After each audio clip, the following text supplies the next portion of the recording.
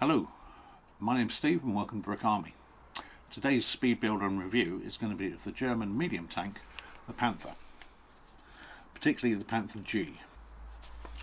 I have high hopes for this. The pictures on the website and in the instructions look pretty fantastic. One of my pet peeves is proportionality on these builds. So if it's too tall, too wide, too long, it just doesn't look quite right. It just makes part of my brain explode. But this looks to be spot on. So I've got high expectations for this. So without any further ado, let's crack on.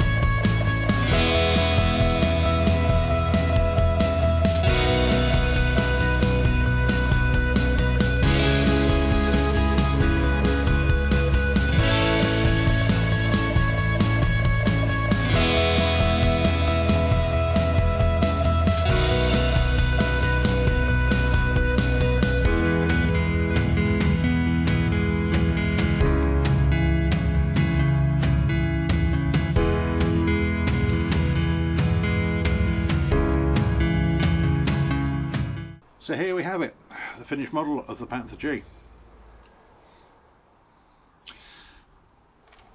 Let's go through the individual parts of our review.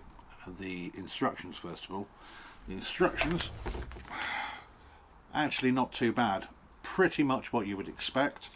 A few areas that perhaps could be improved on weren't particularly clear, but otherwise not too bad at all. It got you through on the, first of all, quality of bricks. Now they all fit together nicely. There's no, there was one or two that had a little bit of flashing on, but nothing major. There was a couple of problems. First of all, as you can see and have seen in the video, the majority of the tank is a matte, a darkish grey. You've got some black bricks, you've got some very light grey bricks, and there are some gunmetal grey bricks. Now, this was one of the things that confused me during the build, was the gunmetal grey ones, because in the instructions there didn't seem that it was different. You had light grey bricks, you had dark grey bricks, you had black bricks.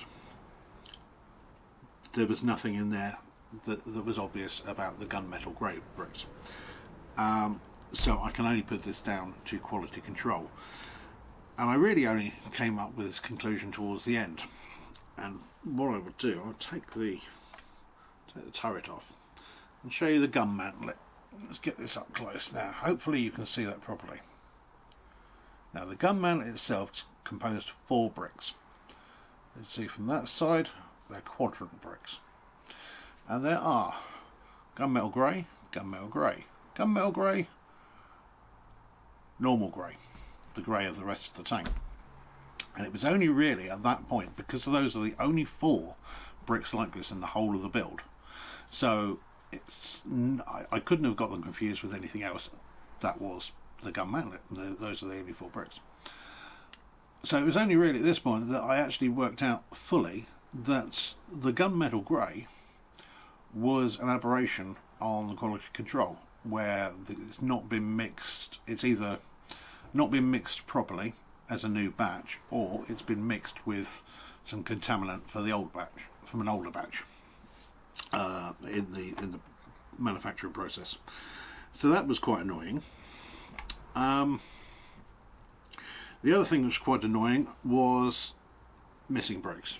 Now there weren't many, but there were 5 or 6 missing bricks, and off camera I went back through just to make sure that I hadn't picked up the wrong brick and put it in the wrong place, or something of that nature, and I hadn't. There were definitely some missing bricks. And again, let's use a turret as an example, because it was towards the end of the build that this was starting to become apparent. We have obviously a light grey brick in there. We have a light grey brick in there. At the back we have 2 random gunmetal bricks. In here, to the side of the gun mantlet, there's some light coloured bricks. And again, you go back through, I even counted some of these, the bricks that we used during, or types of bricks that we used during the building process, and there was just some missing. And there was some of the dark grey ones that were missing. There were spares on the light grey ones. So it's just a quality control issue, and that is unfortunately a real shame, because this is just the level of detail on this particular build is fantastic. It really is quality. I mean, the designers have taken a lot of time and effort to manage to break it. So design accuracy, pretty spot on. The proportions are very good. The level of detail is fantastic. No complaints there whatsoever. Difficulty of build, not the easiest, but not the hardest either. I wouldn't give it to, certainly wouldn't give it to a young child to build. They will get frustrated and they will throw things around the room. I came close on 1 or 2 occasions, but you know, it is what it is. And these are challenging builds, and that's why we do them. Now we come to overall value for money and review. Well, as I said before, I'm a little gutted because I wanted to love this. The accuracy on it is just fantastic.